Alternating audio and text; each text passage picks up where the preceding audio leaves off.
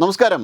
ബംഗ്ലാദേശി ജനതയെ അഭിസംബോധന ചെയ്യുവാനുള്ള സൗകര്യം ഷെയ്ഖ് ഹസീനയ്ക്ക് ഒരുക്കി കൊടുത്തിരിക്കുകയാണ് ഇന്ത്യ. ഇത് ബംഗ്ലാദേശിൻ്റെ ഇടക്കാല സർക്കാരിനെ വല്ലാതെ വിരളി പിടിപ്പിച്ചിരിക്കുകയാണ്.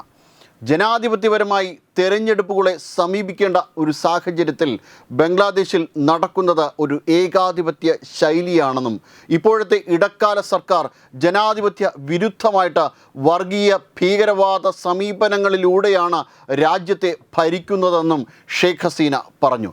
ഷെയ്ഖ് ഹസീനയുടെ വാചകങ്ങളെ ബംഗ്ലാദേശ് ജനത ഇരുകൈയും നീട്ടി സ്വീകരിച്ചിരിക്കുകയാണ്.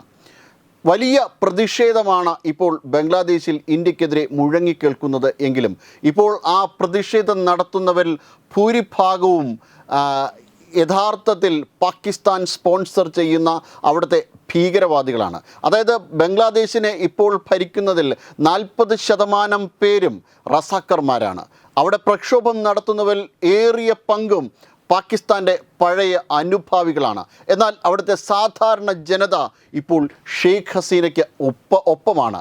അവർ ഏറിയ പങ്കും ഷെയ്ഖ് ഹസീനയ്ക്ക് വേണ്ടി കീജയ് വിളിക്കുന്നവരാണ്.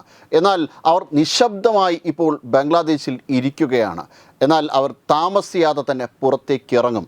ഇറാനിയൻ മോഡൽ പ്രക്ഷോഭമായിരിക്കും ഇനി ബംഗ്ലാദേശിൽ നേരിടേണ്ടി വരിക, ബംഗ്ലാദേശിലെ ഇടക്കാല സർക്കാർ നേരിടേണ്ടി വരിക. കാരണം ബംഗ്ലാദേശിൽ പ്രക്ഷോഭം നടത്തുന്നവരിൽ മുൻ സൂചിപ്പിച്ചതുപോലെ ഏറിയ പങ്ക് ആൾക്കാരും പാകിസ്ഥാൻ സ്പോൺസർ ചെയ്യുന്ന, പാകിസ്ഥാൻ ഭീകരവാദികൾ സ്പോൺസർ ചെയ്യുന്ന കലാപകാരിയുടെ നിരയാണ്.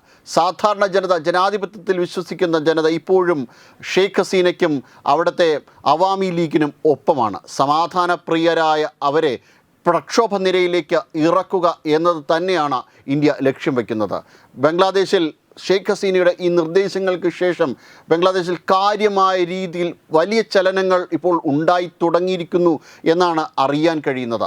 മുഹമ്മദ് യൂനസ് സർക്കാർ തുർക്കിക്കും പാകിസ്ഥാനും അമേരിക്കയ്ക്കും വേണ്ടി അവിടുത്തെ ജനതയെ കരുവാക്കുമ്പോൾ, ജനതയുടെ സ്വാതന്ത്ര്യത്തിന് മേൽ മതം എടുത്തു വയ്ക്കുമ്പോൾ, അവിടുത്തെ ന്യൂനപക്ഷങ്ങൾക്ക് നേരെ ആക്രമണം അഴിച്ചുവിടുമ്പോൾ വലിയ പിന്തുണ കൊടുക്കുന്ന ഇയാൾക്ക് എങ്ങനെയാണ് ഒരു രാജ്യത്തെ മുന്നോട്ട് കൊണ്ടുപോകാൻ കഴിയുക?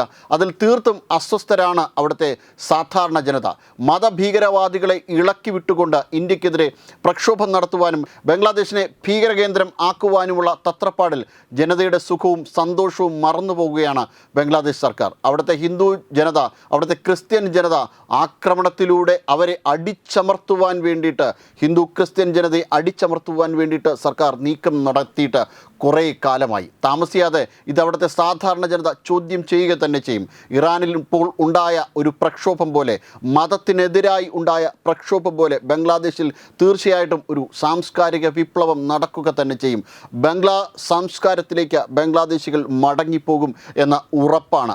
അത്തരത്തിലാണ് ഇപ്പോൾ ബംഗ്ലാദേശി ജനതയെ ഷെയ്ഖ് ഹസീനയുടെ പ്രസംഗം സ്വാധീനിച്ചിരിക്കുന്നത്. അതായത് അവിടുത്തെ ജനാധിപത്യപരമായി തിരഞ്ഞെടുത്ത സർക്കാരിനെ അട്ടിമറിച്ചാണ് പുതിയ സർക്കാർ ഇപ്പോൾ അധികാരമേറ്റിരിക്കുന്നത്. ഈ അട്ടിമറിച്ച ഇടക്കാല സർക്കാർ ബംഗ്ലാദേശിലെ സാധാരണ ജനതയെയും ജീവിതത്തെയും അട്ടിമറിക്കുവാൻ വേണ്ടിയിട്ട് ഭീകരവാദികളുടെ പിന്തുണ തേടിയിരിക്കുകയാണ്. ഇത്തരം ഒരു അവസരമാണ് അവിടുത്തെ മുഹമ്മദ് യൂനസ് ഒരുക്കി കൊടുത്തിരിക്കുന്നത്. പക്ഷേ ഇപ്പോഴുണ്ടാകുന്ന ഈ സംഭവ വികാസത്തിൽ വല്ലാത്ത ആശങ്ക അവർ രേഖപ്പെടുത്തുന്നുണ്ട്.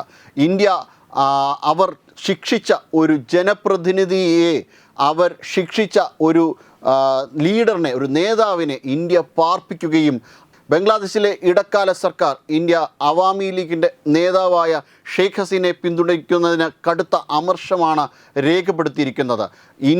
ഇന്ത്യയിൽ ഇരുന്നു കൊണ്ട് ബംഗ്ലാദേശിനെ അഭിസംബോധന ചെയ്യുവാനുള്ള അവസരം ഒരുക്കിക്കൊടുത്ത ഇന്ത്യക്കെതിരെ കടുത്ത നിലപാടാണ് ഇപ്പോൾ ഇടക്കാല സർക്കാർ സ്വീകരിച്ചിരിക്കുന്നത്. അവിടുത്തെ സർക്കാരിൻ്റെ ഇപ്പോഴത്തെ പ്രതിനിധിയല്ലാത്ത ഒരു പ്രക്ഷോഭകാരിയെ ഇന്ത്യ പാർപ്പിക്കുകയും അത് ഇന്ത്യയിലിരുന്നു കൊണ്ട് ബംഗ്ലാദേശിനെ അഭിസംബോധന ചെയ്യുവാനുള്ള സൗകര്യം ഒരുക്കി കൊടുത്തിരിക്കുകയും ചെയ്തിരിക്കുന്നു. ഇത് അവിടുത്തെ കോടതിക്ക് നേരെയുള്ള വെല്ലുവിളിയാണ്, അവിടുത്തെ സർക്കാരിന് നേരെയുള്ള വെല്ലുവിളിയാണ്. ഇത് അവസാനിപ്പിക്കണം എന്നാണ് ബംഗ്ലാദേശിൻ്റെ ഇപ്പോഴത്തെ സർക്കാർ പറയുന്നത്. പക്ഷേ അങ്ങേയറ്റം ജനാധിപത്യ വിരുദ്ധമായ അവരെ കണക്കിലെടുക്കുവാൻ പോലും ഇന്ത്യൻ സർക്കാർ ഇന്ത്യൻ സർക്കാർ ശ്രമിക്കുന്നില്ല. തീർച്ചയായിട്ടും കനത്ത തിരിച്ചടി തന്നെ ബംഗ്ലാദേശിന് കൊടുക്കുവാനുള്ള അവസരം ഒരുങ്ങിക്കഴിഞ്ഞു. തീർച്ചയായിട്ടും ഉടൻ തന്നെ ഇന്ത്യ ഒരു കടുത്ത ആക്രമണത്തിലേക്ക് പോകും എന്നുറപ്പാണ്. ഇതിനോടകം തന്നെ ബംഗ്ലാദേശിൻ്റെ ഭീകരവാദി കേന്ദ്രങ്ങളെ ലക്ഷ്യം വെച്ചുകൊണ്ടുള്ള ചില സംഘങ്ങൾ ബംഗ്ലാദേശിലേക്ക് നീങ്ങിയിട്ടുണ്ട്. അവർ തീർച്ചയായിട്ടും ഇവരെ അവിടെ നടക്കുന്ന ഓരോ കാര്യങ്ങളും ഇന്ത്യയെ അറിയിക്കുന്നുണ്ട്. ബംഗ്ലാദേശിൽ ഈയിടെ തന്നെ വലിയ ഒരു പ്രക്ഷോഭം തന്നെ രൂപപ്പെടും. ഉടനടി തന്നെ അവിടുത്തെ പഴയ സർക്കാർ അവാമി ലീഗിൻ്റെ നേതൃത്വത്തിൽ ഷെയ്ഖ് ഹസീന സർക്കാരിനെ തിരിച്ചു കൊണ്ടുവരികയും ചെയ്യുമെന്ന ഉറപ്പാണ്. ആ ഭീതിയിലാണ് ഇപ്പോൾ ഇടക്കാല സർക്കാർ. വെബ് ഡെസ്ക് തത്വമൈ ന്യൂസ്.